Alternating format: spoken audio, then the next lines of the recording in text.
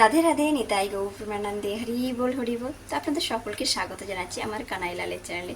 আজকে আমরা এসেছি বৈশাখ মাসের শুক্লপক্ষের একাদশী ব্রত মাহাত্ম্য সম্পর্কে জানবো এবং এই ব্রত আমরা কবে পালন করছি তার পালনের সঠিক সময়। তো আসুন প্রথমে জেনে নিই, বৈশাখ মাসের শুক্লপক্ষের একাদশীর নাম হলো মোহিনী একাদশী। স্বয়ং রামচন্দ্র এই ব্রত পালন করেছেন।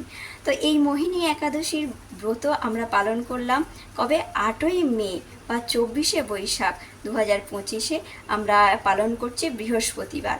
আর পরের দিনে যে পালন থাকে, পালনের সময় হচ্ছে সকাল 9:30টার মধ্যে, অর্থাৎ 9ই মে 25শে বৈশাখ শুক্রবার আমরা সকাল 9:30টার মধ্যে এই মোহিনী একাদশী ব্রতের পালন করে নেব সঠিক সময়ে।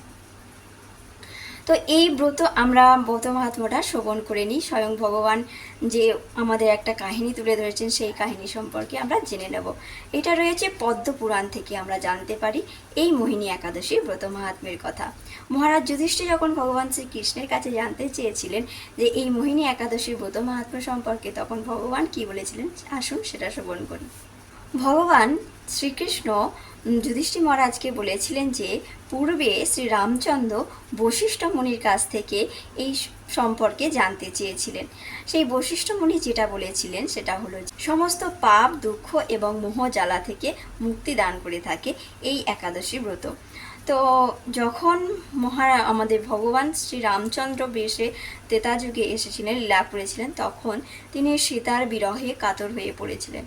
তো সেই সময় তিনি বশিষ্ঠ মুনির কাছ থেকে জানতে পেরেছিলেন এই একাদশীর ব্রত মাহাত্ম্যের কথা। সেখানে বর্ণনা করা রয়েছে এক নগর ছিল, সেই নগরে এক রাজা বাস করতেন। সরস্বতী নদীর তীরে ভদ্রাবতী নামে এক সুশোভনা নগর ছিল। সেখানে ধৃতমান নামে এক রাজা বসবাস করতেন। সেই ধৃতমান রাজার ছিলেন ধার্মিক এবং নিয়ম নিষ্ঠার সঙ্গে বিষ্ণু ভক্তি পরায়ণ। খুব সুন্দরভাবে ধর্মের মাধ্যমে তিনি তার রাজ্য পরিচালনা করতেন। সেই রাজার 5 পুত্র ছিল। 5 পুত্র হলো সুমনা, দ্রুতিমান, মেধাবী, সুকৃতি ও ধৃষ্টবুদ্ধি। এই ধৃষ্টবুদ্ধি ছিলেন পঞ্চম পুত্র বা ছোট পুত্র বলা হয়। 5 জনে পঞ্চম পুত্র ধৃষ্টবুদ্ধি ছিল অত্যন্ত দুরাচারী বা নানান পাপের মধ্যে লিপ্ত থাকতো। সে কি করতো? পরস্ত্রী সঙ্গ করতো, বেশ্যার সঙ্গে আসক্ত ছিল, দ্রুতক্রিয়া প্রভৃতি পাপের মধ্যে সে আসক্ত ছিল। তো তিনি কি করতেন? দেবতা, ব্রাহ্মণ, পিতামহ সেবা তার একেবারেই তার সেই দিকে মতিগতি ছিল না। তো পিতা ধনপাল একদিন পথ দিয়ে যাচ্ছিল। হঠাৎ তিনি দেখতে পেলেন ধৃষ্টবুদ্ধি এক বেশ্যার গলায় হাত রেখে নিঃসংকোচে ঘুরে বেড়াচ্ছে। তার নির্লজ্জ পুত্রকে এভাবে দেখে তিনি অত্যন্ত মর্মাহত হলেন। এই কু অবস্থা দর্শন করে তিনি রেগে গেলেন। গৃহে এলেন, গিয়ে এসে তার পুত্রকে তিনি পরিত্যাগ করলেন। সে তখন নিজের অলংকার দিয়ে বিক্রি করে জীবনযাপন করতে লাগলো। কিছুদিন এভাবে চলার পর ধনহীন দেখে সেই বেশ্যাও তাকে পরিত্যাগ করলো। অন্নবস্ত্রহীন ধৃষ্টবুদ্ধি ক্ষুধা তৃষ্ণায় অত্যন্ত কাতর হয়ে পড়ল। অবশেষে নিজের গ্রামে সে চুরি করতে শুরু করলো। একদিন রাজপ্রহরী তাকে ধরে বন্দি করে রাখলো, কিন্তু তার পিতার সম্মানের জন্য তাকে ছেড়ে দেওয়া হলো। এভাবে কয়েকবার সে ধরা পড়েছিল, আবার ছাড়াও পেয়েছিল, কিন্তু তবুও সে তার চুরি করা বন্ধ করলো না। তখন রাজা তাকে কারাগারে বন্ধ করে রাখলো। বিচারে এসে কোষাঘাতের দণ্ড পেল। এইভাবে ধৃষ্টবুদ্ধি বনে প্রবেশ করতে থাকলো। সেখানে সে পশু পাখিকেও বধ করে তার মাংস ভক্ষণ করে অত্যন্ত দুঃখের কষ্টে সে জীবনযাপন করতে লাগলো।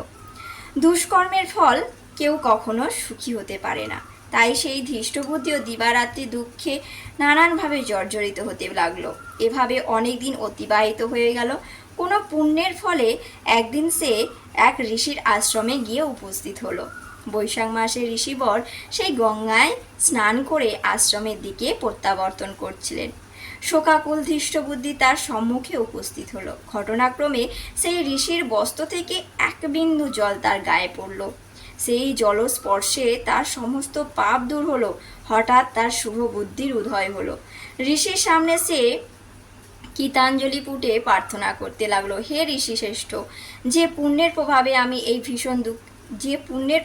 আমি এই ভীষণ দুঃখ যন্ত্রণা থেকে মুক্তি পেতে পারি, কৃপা করে আমাকে বলুন। ঋষিবর বললেন, বৈশাখ মাসের শুক্লপক্ষের মোহিনী নামে যে প্রসিদ্ধ একাদশী আছে, তুমি সেই ব্রত পালন করো। এই ব্রতের ফলে মানুষের বহু জন্মের পর্বত পরিমাণ পাপরাশি ক্ষয় হয়ে যায়।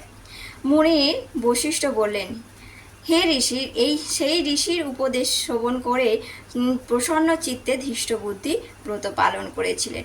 হে মহারাজ, রামচন্দ্র এই ব্রত পালন করে নিষ্পাপ হয়েছিলেন এবং দিব্য দেহ লাভ করে অবশেষে গুরুরে আহরণ করে সকল প্রকার উপদ্রববিহীন বৈকুণ্ঠে গমন করল। হে রাজন, ত্রিলোকে মোহিনী ব্রত থেকে আর কোনো ব্রত শ্রেষ্ঠ নেই। যজ্ঞ, তীর্থস্থান, দান ইত্যাদি কোনো পুণ্যকর্মই এই ব্রতের সমান হতে পারে না। এই ব্রতর কথা শ্রবণ কীর্তন সহস্র গো দানের ফল লাভ হয়ে থাকে। রাধে রাধে, নিতাই গৌর প্রেমানন্দে, হরি বল। তো আসুন আমরা সকলে মিলে এই ব্রত পালন করি। শুধু এই মোহিনী একাদশী না, আমরা সকল একাদশীর ব্রত আনন্দের সঙ্গে পালন করি, ভগবানকে ভালোবাসার জন্য, ভগবানের সেবা প্রার্থনার জন্য।